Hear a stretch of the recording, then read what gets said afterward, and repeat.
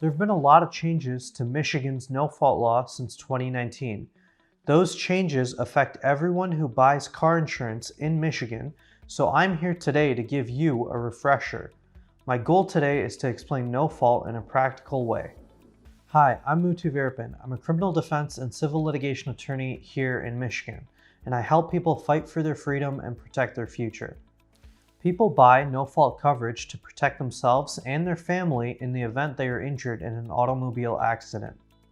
There are various claims that can arise from an auto accident. Some of these claims depend on fault and others don't. Let's begin with the claims that do not depend on fault. There are three significant things here we're going to be talking about. The first one is the most important, that is medical expense coverage. This term encompasses more than just medical bills. It can include things like in-home therapy, attendant care benefits, and medical equipment. The second component is wage loss coverage. Your wages could be covered for up to 3 years after the accident. The third component is a bit smaller, but that doesn't mean it's less valuable. It's called replacement services, and it covers household chores that people can no longer do if they're injured in an auto accident.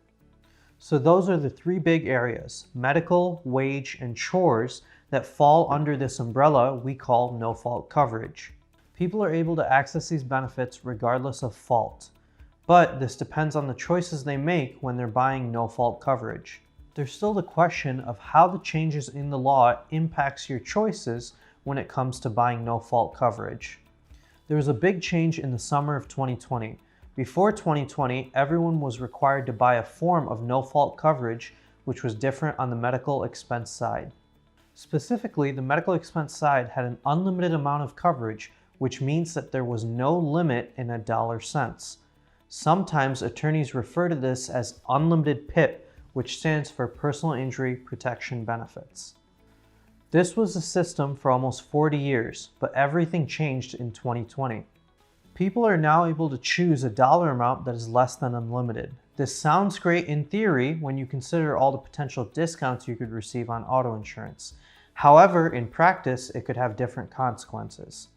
So that leads me to the most important question of this video. What choice should you make, and can you make an informed choice about something, such as a car accident, that is often so unpredictable? Personally, I always carry unlimited PIP benefits because I want the most protection available for myself and any passengers in my vehicle.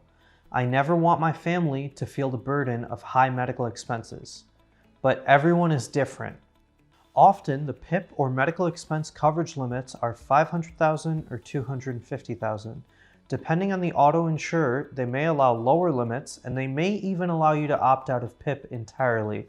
But this means that your auto insurance company will not cover any medical expenses.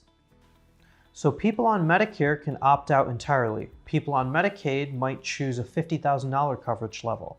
Others with a specific type of health insurance that covers auto accidents can choose to opt out of medical expense coverage as well. The challenge for everyone is to make a choice that they believe they can afford, but will also protect them and their loved ones in a car accident. Clearly, I can't explain all of no-fault in a matter of minutes. However, you can contact me for more information. We're ready to help you, we're open 24/7, and I'll give you a free consultation. You'll sit with me and we'll review your case and see what options you have available. This video is not legal advice and should not be relied on for legal advice. Be sure to consult with an experienced attorney whenever you have legal issues.